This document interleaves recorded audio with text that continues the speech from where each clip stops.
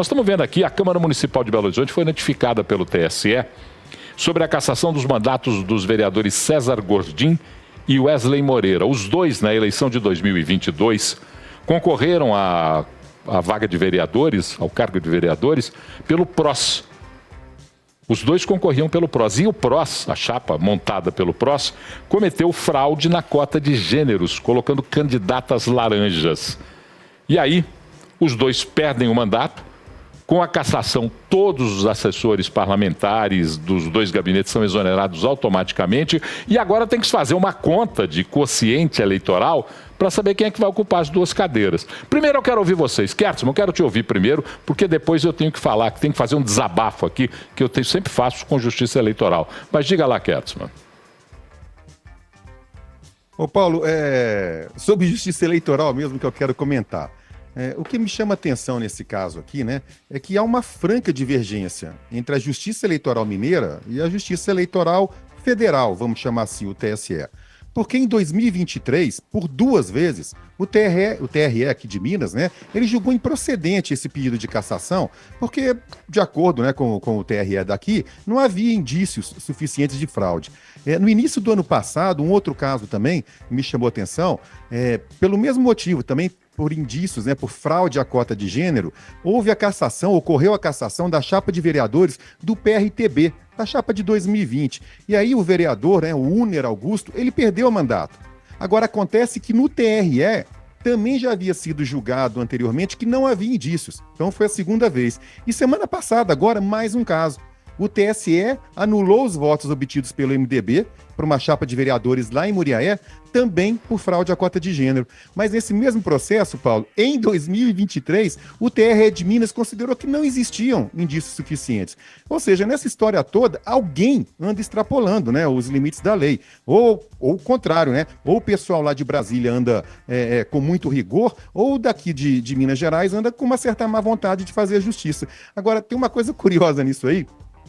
Coitado, o César Gordim, na eleição, Paulo, ele ficou com apenas 120 votos a menos do que o vereador Wesley Moreira, que foi, à época, o único eleito pelo PROS.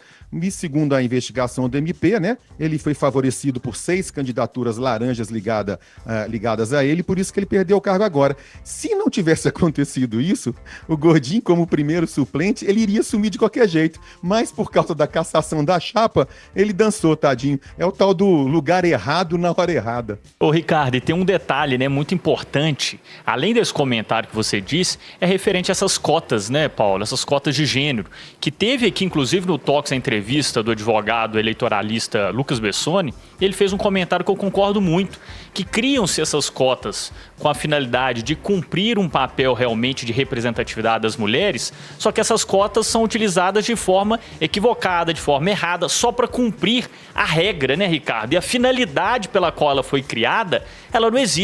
E tem um outro detalhe que eu acho que é o mais importante de tudo isso, é esse processo, né, Paulo Leite, demorar 3 anos para ser julgado. O TSE não é aquele tribunal que defende a democracia, não é assim que eles falam? Será que há democracia quando eles caçam esse mandato? E esses atos dessas pessoas, os projetos de lei que foram aprovados, são ineficazes? Como é que funciona isso, Paulo? Como é que fica essa situação do TSE? São perguntas, que a gente precisa fazer para esse Tribunal Superior Eleitoral. É a pergunta principal e a pergunta que não quer se calar. Porque durante 3 anos e 3 meses... César Gordim e Wesley Moreira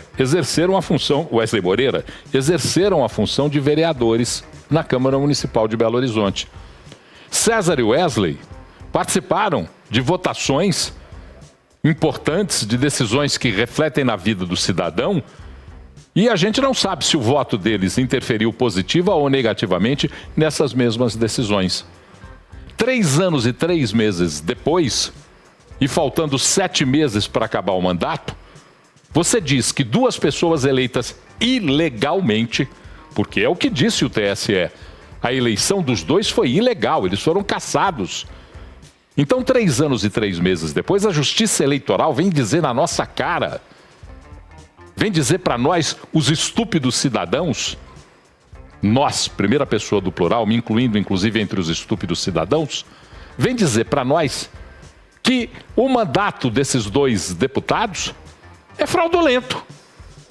Portanto, Nós temos que entender o que é que esses caras fizeram dentro da Câmara dos Vereadores e se o fato de serem eleitos de maneira fraudulenta não contribuem definitivamente para o descrédito das suas próprias ações. E os que virão terão 7 meses de mandato? Para quê? Para ganhar dinheiro? Para ganhar salário? Olha, a Justiça Eleitoral, e me desculpem a sinceridade com que falam os senhores, juízes, desembargadores da Justiça Eleitoral, deveria ser extinta. Os tribunais regionais, o Tribunal Superior Eleitoral deveria ser extinto. Os tribunais regionais deveriam estar dentro do Tribunal de Justiça de Minas Gerais, com uma justiça especializada dentro do Tribunal de Justiça de Minas Gerais. O Tribunal Superior Eleitoral deveria estar dentro do STF.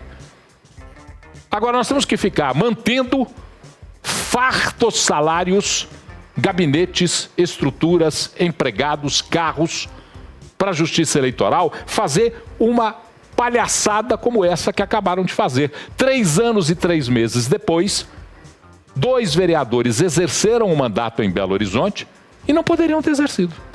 Que coisa, né, Paulo? E tem um detalhe. Vamos passar para o Ricardo. Vai lá, Ricardo. Diga, Ricardo. Perdão, eu não vou discordar do que você falou, não, porque eu entendo que a sua crítica está muito mais baseada na demora de todo o processo do que propriamente no caso em si, né?